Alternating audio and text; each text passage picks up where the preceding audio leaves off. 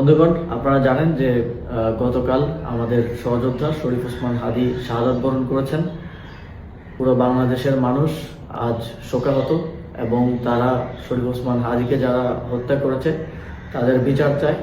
আমরাও এই বিচার চাই এবং আমরা ইতিমধ্যেই দাবি করেছি যত দ্রুত সম্ভব শরীফ ওসমান হাদীকে যারা গুলি করে হত্যা করেছে তাদেরকে বাংলাদেশের কাছে হস্তান্তর করতে হবে এবং তাদের বিচার নিশ্চিত করতে হবে এবং এই ধরনের ঘটনা যেন আর কখনোই না ঘটে সেটা সরকারকে অবশ্যই নিশ্চিত করতে হবে। একই সাথে আমরা দেখেছি আজ সারা দেশে মানুষ ওসমান হাদীর জন্য নেমে এসেছে। তবে এই ঘটনাকে কেন্দ্র করে বিভাজনকে উস্কে দেওয়ার জন্য এবং নানা ধরনের স্বার্থান্বেষী মহল আমরা দেখেছি যে গণমাধ্যম, ধর্মীয় প্রতিষ্ঠান এবং এই ঘটনার সাথে সম্পৃক্ত নয় এমন অনেক জায়গায় হামলা করেছে, অগ্নিসংযোগ করেছে।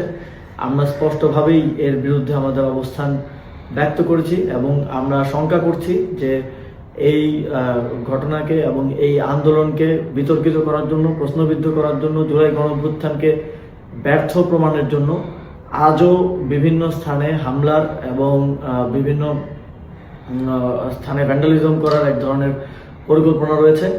আমি বাংলাদেশের জনগণকে আহ্বান জানাতে চাই, আমাদের দেশের সম্পদ রক্ষা করার দায়িত্ব আমাদের এবং কোনো ধরনের সেন্সিটিভ প্রতিষ্ঠান, ধর্মীয় প্রতিষ্ঠান এবং সংবাদ মাধ্যম, ব্যবসায়িক প্রতিষ্ঠানের যেন কোনো ধরনের ক্ষতি না হয় সেটা নিশ্চিত করা আমাদের দায়িত্ব।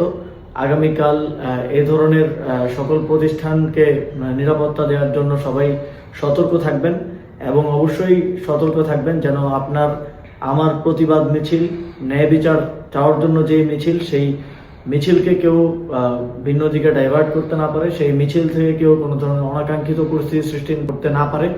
আমরা ওসমান হাদীকে একজন বীর হিসেবে স্মরণে রাখতে চাই। তিনি যেই সাংস্কৃতিক, সামাজিক এবং রাজনৈতিক লড়াই শুরু করেছিলেন ইনকিলাব কালচারাল সেন্টার, ইনকিলাব মঞ্চের মাধ্যমে, তিনি যে প্রতিষ্ঠান গড়ার কথা বারবার বলতেন, তিনি যে যোগ্য মানুষ গড়ে তোলার কথা বারবার বলতেন, সেই উদ্দেশ্য এবং সেই লক্ষ্যকে সামনে রেখে আমরা এগিয়ে যেতে চাই। আমরা তাকে সামনে রেখে যেন কেউ বাংলাদেশে সন্ত্রাস এবং ভাঙচুরের রাজনীতি করতে না পারে, তাকে সামনে রেখে যেন কেউ নিজেদের ব্যক্তি অথবা গোষ্ঠী স্বার্থ হাসিল করতে না পারে, সে বিষয়ে সবাইকে সতর্ক থাকার আহ্বান জানাচ্ছি।